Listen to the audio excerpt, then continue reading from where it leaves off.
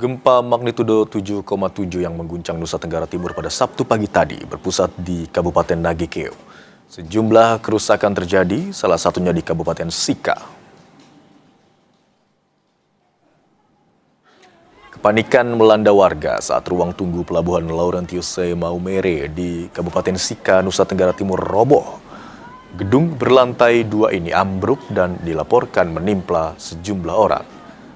Kepala Kantor SAR Maumere menyebut 1 orang meninggal dunia akibat kejadian ini. Sementara 2 orang yang terluka dirawat di rumah sakit terdekat.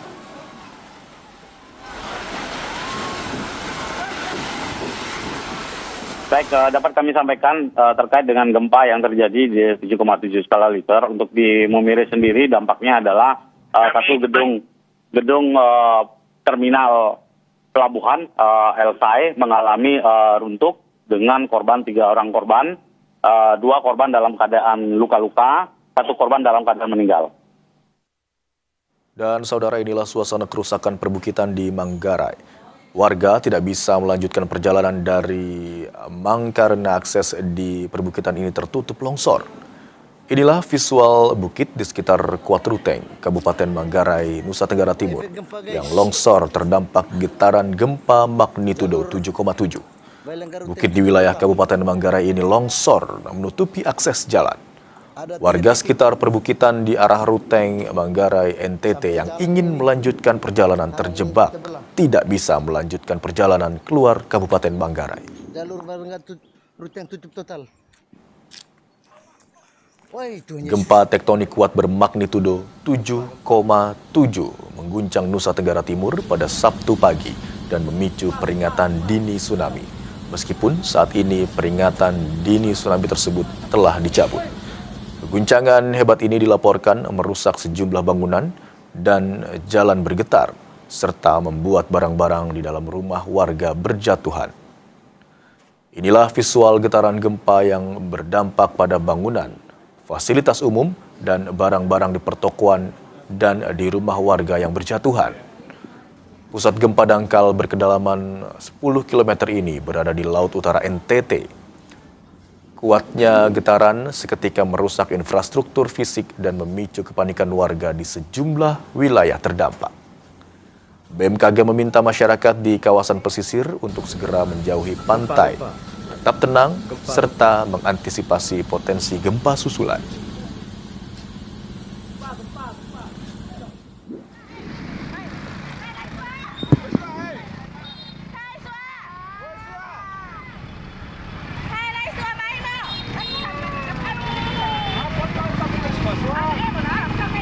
Selengkapnya untuk informasi terkini kita sudah terhubung dengan jurnalis Kompas TV Tifal Solesa dan juru kamera Adini Anissa.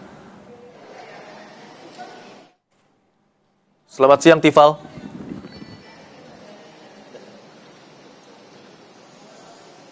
Selamat siang Tifal, bisa mendengar suara saya di studio?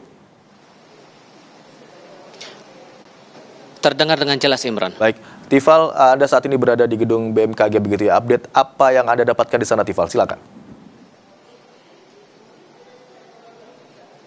Dua hal sebetulnya mau saya coba elaborasi lagi setelah Badan Meteorologi, Klimatologi, dan Geofisika menggelar konferensi pers pagi tadi sekitar pukul 7 waktu Indonesia Barat untuk memperbarui data tentang gempa susulan setelah gempa utama dengan magnitudo 7,7 yang mengguncang kawasan Nagekeo, Nusa Tenggara Timur pagi tadi. Apakah sudah ada data terbaru untuk saat ini? Kemudian yang kedua yang menarik juga untuk dicermati adalah pernyataan dari BMKG dalam konferensi pers pagi tadi yang menegaskan diksi dari peringatan dini tsunami yang telah berakhir bukan dicabut. Adakah dua hal ini berbeda secara implikasinya saat peringatan dini itu berakhir dan dicabut? Saya saat ini sudah bersama dengan Wijayanto selaku Direktur Gempa Bumi dan Tsunami dari Badan Meteorologi, Klimatologi, dan Geofisika. Pak Wija, sambil kita juga melihat di peta ini gempa saat pertama kali muncul dengan magnitudo 7,7. Adakah sampai dengan jelang siang ini, lewat dari pukul 10:30 siang, perkembangan untuk data gempa susulannya sampai sekarang, Pak? Ya, baik, terima kasih. Jadi sampai kita monitor sampai jam 10 tadi ya, 30 menit yang lalu, sudah ada aktivitas gempa susulan sebanyak 135 event Jadi dari 135 itu dengan ring magnitudo 3 sampai 6,2. Jadi ya udah ada satu yang dirasakan sekitar 6,2. Jadi kita juga ada update informasi terkait hasil catatan tsunami kita. Jadi kalau tadi pagi kita sampaikan ada sekitar 10 titik yang mengkonfirmasi tercatat ada rekaman tinggi tsunami. Jadi tadi kita ada update, ada tambahan sekitar 6 lokasi.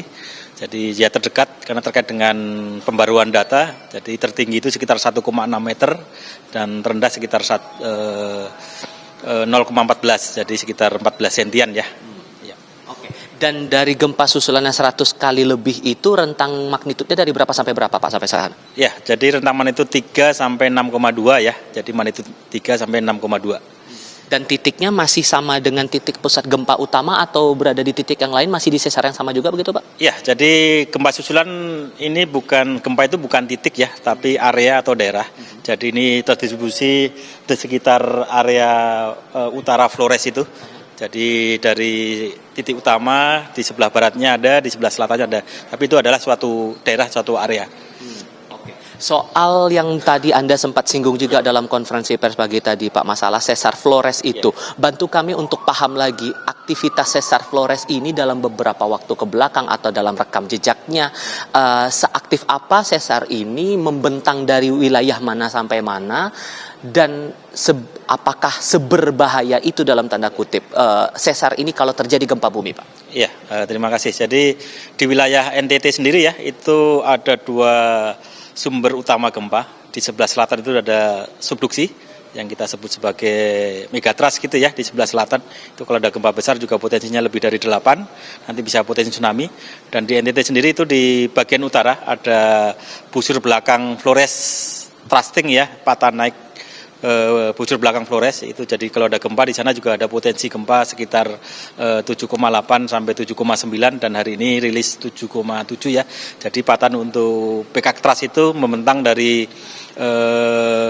Pulau Madura, utara Bali, terus utara NTB sampai ke utara Flores, sampai bahkan ke utara Alor sana ya. Itu memang potensinya besar, itu ada beberapa segmen. Jadi masing-masing segmen itu bisa rilis sekitar di atas 7. Jadi hari ini sudah rilis 7. Jadi memang di wilayah NTT, bahkan bukan hanya NTT ya, NTB, Bali itu ada potensi gempa di utara, gempa potensi di selatan. Itu sama potensinya, kalau selatan itu bisa di atas 8. Kalau di utara ini bisa 7,8, 7,9 bisa berpotensi, dan ini juga seperti tadi pagi, jadi gempa-gempa besar di selatan utara itu bisa berpotensi terjadinya tsunami. Ini terbukti tadi pagi kita rilis atau kita keluarkan peringatan dini tsunami, dari hasil catatan alat-alat kita juga tervalidasi bahwa tsunami itu terjadi dan terekam di beberapa titik ya. Bukan hanya di wilayah Flores, bahkan tadi tercatat sampai ke Sulawesi Selatan, Sulawesi Tenggara juga sampai tercatat ada tinggi tsunami-nya. Dan kalau dari catatan sejarah yang mungkin pernah terekam juga oleh BMKG, Anda juga sempat singgung tahun 1992 di titik yang sama, di sesar yang sama, pernah terjadi gempa dengan besaran 7,5 magnitudo. Dan wilayah-wilayah mungkin harus jadi perhatian imbas dari sesar Flores ini di zona-zona atau daerah mana saja, kabupaten kota mana saja begitu Pak? Ya, tentunya di wilayah di bagian utara Flores ya, tentunya ini kalau getaran gempanya berarti bukan hanya di utara Flores. Utara Flores itu untuk kalau terjadi tsunami, jadi bahayanya sampai di pantai-pantai utara Pulau Flores, tapi tentunya juga bagian selatan Pulau Flores kan juga bisa berpotensi atau terancam juga akibat gempa di selatan ya. Jadi memang di utara selatan itu Flores itu kompleks, jadi memang semua berpotensi di sana. Jadi tadi seperti saya sampaikan tadi yang gempa tahun 92 itu juga sama, itu berpotensi tsunami juga, bahwa waktu itu juga ada tsunami juga tahun 92 dengan magnitudo 7,5, tapi bukan persis di lokasi yang sekarang. Kemarin agak ke timur sedikit, kalau sekarang itu di sekitar Sika Maumere ya, dulu sebelah agak timur sedikit sekitar Bima. Tapi ya masih satu segmen, beda segmen tapi masih satu jalur busur belakang Flores. Kalau kemudian dibahasakan berbahaya atau tidak, bagaimana menjelaskan itu? Ya, jadi utamanya kan kalau gempa-gempa di busur belakang kan biasanya gempa dangkal ya. Gempa dangkal kan biasanya efeknya akan merusaknya lebih signifikan, lebih masif dibandingkan dengan gempa-gempa dalam gitu ya. Dan ini lokasinya sangat dekat dengan daratan, walaupun dia tadi gempanya di laut, tapi kan lebih mendekat ke daratan ya, jadi gempa di darat berarti dekat dengan pemukiman, dekat dengan infrastruktur. Jadi kalau gempa itu semakin dekat dengan sumber, tentunya akan efek goncangan atau efek kerusakannya akan semakin besar gitu ya, dibandingkan dengan gempa-gempa misalkan di selatan Jawa, selatan Flores dengan gempa yang sama, pasti karena ini lebih dekat dengan sumber itu pasti akan lebih berbahaya. Dan ini kan gempa-gempa dangkal semua ya, kalau sesar aktif maupun di BK Trust ini biasanya gempa-gempa yang dangkal, gempa-gempa di bawah 30 kilo. Oke. Dan dalam konferensi pers pagi tadi juga ditegaskan berkali-kali oleh jajaran BMKG, istilah dari peringatan dini tsunami itu berakhir, bukan dicabut. Saya butuh konfirmasi lagi, adakah implikasi yang berbeda saat dinyatakan peringatan dini tsunami itu berakhir dan dicabut, Pak? Ada yang berbeda nggak sih sebetulnya di situ? Ya, terima kasih. Jadi kita nyatakan bahwa peringatan dini kita itu kita akhiri.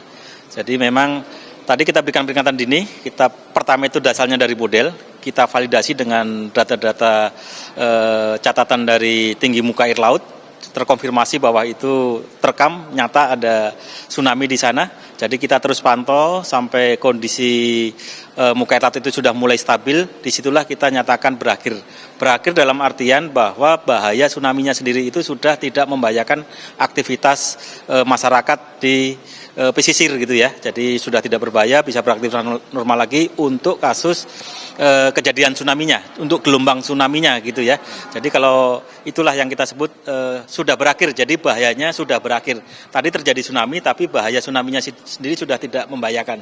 Beda dengan kalau kita menyebut dicabut ya, kalau dicabut berarti mungkin ada false peringatan dini, atau tadi peringatan dini itu tidak terjadi tsunami gitu ya. Jadi itu yang kita harus bedakan, bahwa ini tadi kita berikan peringatan, tsunami terjadi, bahayanya sudah selesai, makanya kita akhiri peringatan dini itu. Jadi untuk peringatan dini, kenapa kita harus akhiri? Karena ini adalah untuk langkah selanjutnya untuk proses evakuasi tim tanggap darurat dan tim-tim selanjutnya untuk proses evakuasi dan tanggap darurat. Karena kalau kita tidak lakukan pengakhiran, tentunya peringatan ini masih berlaku gitu ya, jadi belum boleh itu aparat ataupun tim yang akan tergabung dalam tim evakuasi maupun tanggap darurat untuk proses evakuasi. Koreksi kalau saya keliru, berarti istilah dicabut itu kalau sifatnya adalah mengoreksi peringatan dini kalau kemudian ada kekeliruan, baru kemudian itu dicabut. Sementara kalau untuk peringatan dini yang sudah keluar di awal tadi dan berakhir itu karena tanda-tanda gelombangnya sudah mulai mereda dan berkurang, begitu ya Pak ya? Iya, betul. Oke. Melihat fenomena yang sekarang, sudah ada 100-an lebih gempa susulan. Anda juga sudah bilang bahwa kemungkinan kadar atau kekuatannya akan berkurang. Kemungkinan meningkatnya kalau apa Pak? Yang mungkin bisa jadi pemikiran pengetahuan umum juga bahwa ada kekhawatiran gempa akan lebih besar dan semacamnya. Apalagi narasi di media sosial juga kita harus wanti-wanti juga di sini. Iya, jadi gempa bumi itu kan suatu siklus ya, jadi akan dia terus berlangsung. Jadi untuk kasus gempa yang di Flores ini 7,7, tentunya ini adalah rilis gempa utamanya. Ini gempa besar sudah terjadi di segmen utara Flores ya. Jadi sudah terjadi. Jadi kalau sudah terjadi gempa utama, kita pastikan ini gempa utama, nanti susulannya otomatis akan semakin mengecil dari sisi frekuensi maupun sisi kekuatannya.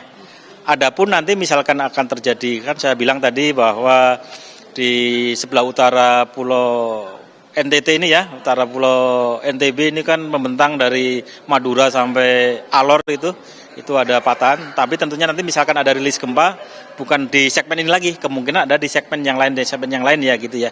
Kayak contohnya kemarin ada gempa di Lombok tahun 2018, itu kan sesuatu segmen yang berbeda gitu ya. Dan tadi saya sampaikan yang gempa tahun 92 itu juga segmen yang berbeda, tentunya nanti ada segmen-segmen yang akan rilis. Ya, tentunya nanti masyarakat tidak perlu panik atau terlalu berlebihan gitu ya untuk menanggapi isu gempa ini. Jadi tentunya tetap BMKG akan terus memonitor aktivitas, dan kita pastikan bahwa biasanya nanti aktivitas gempa susulan itu semakin mereda, semakin meluruh, tapi juga kita pasti pantau. Biasanya kalau gempa-gempa di atas 7 bisa berhari-hari ya, bukan hanya hari ini, mungkin besok atau semingguan tuh masih akan ada dirasakan aktivitas kegempaannya. Pak Wijayanto, terima kasih banyak sudah berbagi informasi untuk Kompas TV kali ini. Setidaknya dalam laporan terakhir yang disampaikan Badan Nasional Penanggulangan Bencana, sejauh ini baru dilaporkan 2 orang meninggal dunia, tapi dari BNPB masih akan memverifikasi data ini kembali.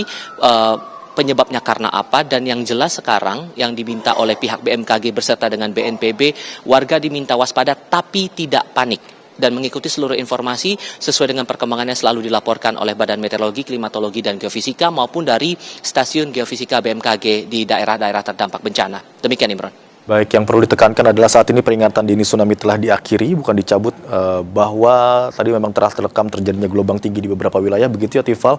Dari penjelasan Pak Wijayanto juga tadi mengatakan bahwa saat ini arti diakhiri peringatan dini tsunami tersebut adalah bahwa kondisi muka air laut saat ini sudah stabil dan aktivitas gelombangnya sudah dinyatakan tidak berbahaya lagi untuk wilayah pesisir. Terima kasih atas laporan Anda, jurnalis Kompas TV, Tifal Solesa, yang melaporkan dari kantor BMKG. Dan saudara, breaking news Kompas TV akan kembali usai jeda. Tetaplah bersama kami.